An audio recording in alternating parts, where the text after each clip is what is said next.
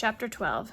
Me and Winn Dixie got to Gertrude's Pet so early for my first day of work that the closed sign was still in the window, but when I pushed on the door it swung open, so we went on inside. I was about to call out to Otis that we were there, but then I heard music. It was the prettiest music I have ever heard in my life. I looked around to see where it was coming from, and that's when I noticed all the animals were out of their cages. There were rabbits and hamsters and gerbils and mice and birds and lizards and snakes, and they were all just sitting there on the floor like they had turned to stone, and Otis was standing in the middle of them. He was playing a guitar, and he had on skinny, pointy-toed cowboy boots, and he was tapping them while he was playing the music. His eyes were closed, and he was smiling.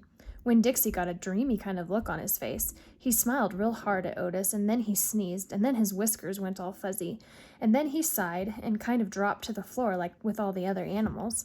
Just then Gertrude caught sight of Winn Dixie. "Dog!" she croaked, and flew over and landed on his head. Otis looked up at me. He stopped playing his guitar, and the spell was broken. The rabbits started hopping, and the birds started flying, and the lizards started leaping, and the snakes started slithering, and Winn Dixie started barking and chasing everything that was moving, and Otis shouted, "Help me!"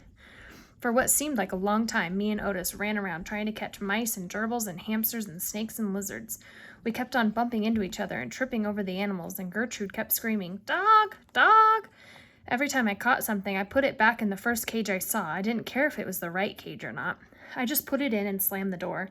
And the whole time I was chasing things, I was thinking that Otis must be some kind of snake charmer, the way he could play his guitar and make all the animals turn to stone.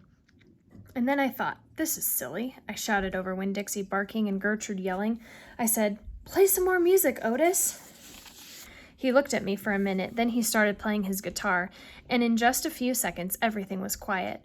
Winn Dixie was lying on the floor, blinking his eyes and smiling to himself and sneezing every now and then, and the mice and the gerbils and the rabbits and the lizards and the snakes that we hadn't caught yet got quiet and sat still, and I picked them up one by one and put them back in their cages. When I was all done, Otis stopped playing.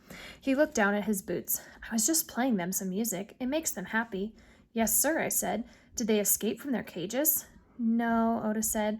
"I take them out. I feel sorry for them being locked up all the time. I know what it's like being locked up." "You do?" I said. "I have been to jail," Otis said. He looked up at me real quick and then looked back down at his boots. "You have?" I said. "Never mind," said Otis.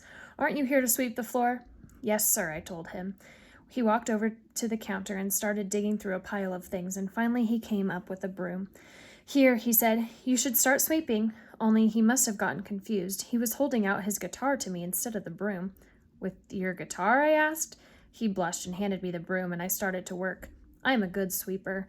I swept the whole store and then dusted some of the shelves. The whole time I worked, Winn Dixie followed me, and Gertrude followed him, flying behind him and sitting on his head and his back and croaking real quiet to herself. "Dog!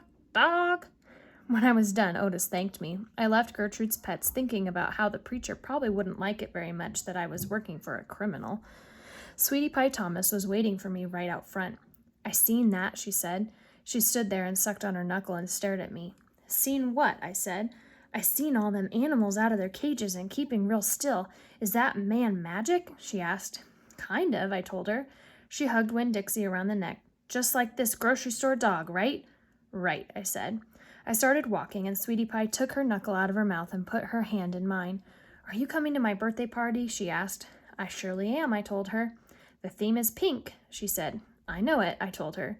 "I gotta go," she said all of a sudden. "I gotta go home and tell my mama about what I seen. I live right down there in that yellow house. That's my mama on the porch. You see her? She's waving at you." I waved at the woman on the porch, and she waved back. I watched Sweetie Pie run off to tell her mama about Otis being a magic man. It made me think about my mama and how I wanted to tell her the story about Otis charming all the animals. I was collecting stories for her. I would also tell her about Miss Franny and the bear, and about meeting Gloria Dump and believing for just a minute that she was a witch. I had a feeling that these were the kind of stories my mama would like, and the kind that would make her laugh out loud the way the preacher said she liked to laugh.